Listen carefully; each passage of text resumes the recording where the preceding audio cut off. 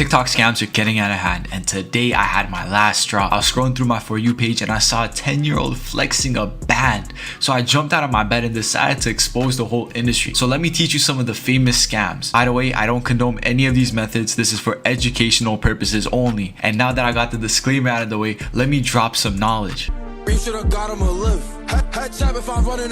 is one of the more famous scams. The concept is simple. Buy stuff that is below retail price and then sell it on websites like Facebook Marketplace and OfferUp. It's genuinely an honest hustle. You're basically acting like a walking Walmart, but there's one tiny problem. Your products are most likely going to be invaluable and will take a very long time to sell. And when you do sell it, you won't make much profit. At most like 50 bucks. And this is where the scam comes in. People hop onto Alibaba or PandaBuy and buy replica technology and even clothing. Majority of it is designer and Apple products like phones, AirPod, and Air Maxes. China is getting so out of hand that these replicas have all the same features of a functional pair, and some of the designers can even pass StockX inspection. They basically buy these shitty copies for $10 a piece and then sell it for over $100. As you could tell, the profit is insane. Also, these items are hype, so they sell fast, meaning that these resellers are able to pull in $10,000 a month if they hustle hard enough. The only problem is the harder you hustle, the more likely you're going to get caught. And this goes a lot deeper. Sometimes they post about it on social media and sell a lie. It makes people want to start doing the same. That's when they sell you the items on a website. They're middlemaning these transactions and basically they're drop shipping you the product with profit.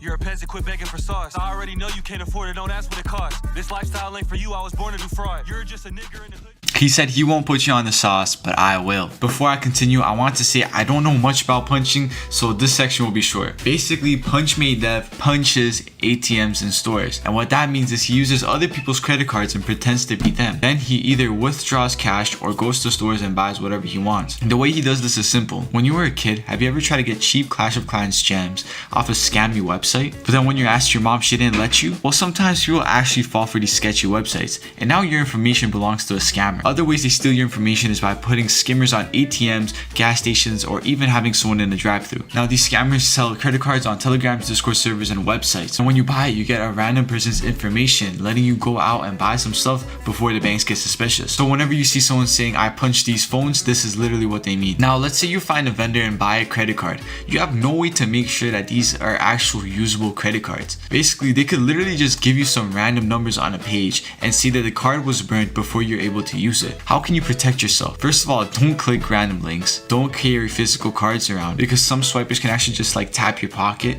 and just scan your chip. And also, if you can, get Apple Pay. 50% off DoorDash is a very uncommon way people make money. On TikTok, I sometimes see advertisements of people saying that they will get you any delivery 50% off. This sounds insane, but unless the guy runs off with your money, they will actually get you your food. So how do they do this? Have you ever received an email saying that your password has been in a breach?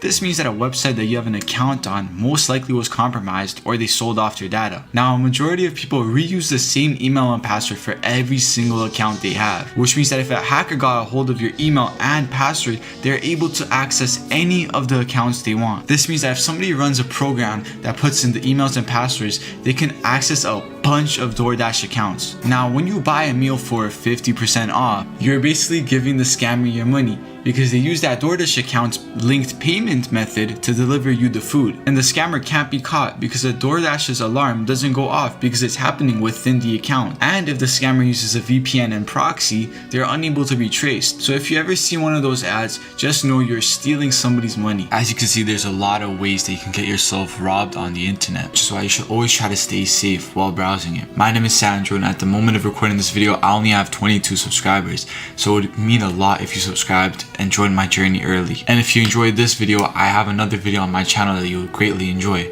which is how some influencers actually conducted scams. It should show up on the screen right now. Anyways, with all that said, I hope you guys have a great day, and I'll see you in the next one.